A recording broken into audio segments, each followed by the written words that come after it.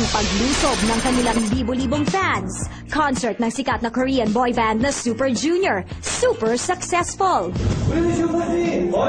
Dumating sa Pilipinas last weekend ang #1 boy band ng Korea na Super Junior for the last stop ng second Asia tour nilang Super Show 2. Known for their K-pop hits gaya ng Sorry Sorry, Supergirl at It's You, ang kanilang mga Pinoy fans, todo pag-aabang sa kanila.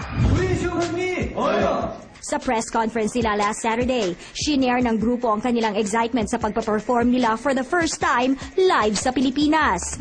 필리핀에 오신 소감 좀 말씀해 주세요. 첫 공연을 할 수 있게 돼서 너무 기쁘고 지금 공연이 몇 시간 남지 않았잖아요. 너무 설레고 너무 기쁩니다. We are very excited to be here in Philippines. We've always wanted to come here. 끝이 중요하잖아요. 어떻게 마무리를 잘하냐가 굉장히 중요한데 필리핀에서 이렇게 마지막 공연을 갖게 돼서 너무 기쁘고 We hope to look forward to the Super Show 3 and hopefully on the Super Show 3 we can come back to Philippines to do another show. Sabado ng gabi, jam-packed ang Araneta Coliseum sa paglusob ng libo-libong fans ng grupo mula dito sa Pilipinas at mga galing pa sa ibang bansa.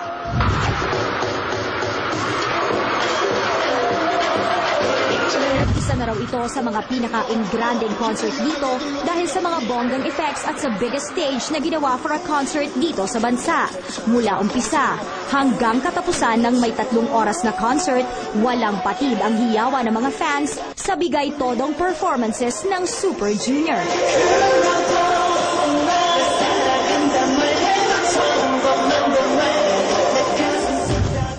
Sobrang puno daw ng concert na ito, Tito Boy. Wow. Grabe, di ba? Talagang yung stage kasi nila is in the center. So talagang yung audience, full circle talaga yung... Theater in the circle. Oo, Ika nga, oo. may napagsabi din sa akin na ito raw ang isa sa pinakamalaking stage na ginawa talaga sa Very Araneta successful. Coliseum. Marami talagang humahanga sa mga Korean boy group, ano? Totoo. Ako, umahanga sa kanila. Ikaw ba? Taghanga? Ay, nung F4, nung panahon nila, talaga Diba? naman.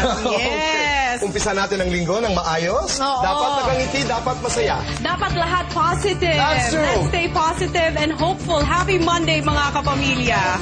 Thank you very much, Sony Bravia. Magandang gabi, Pilipinas at buong mundo.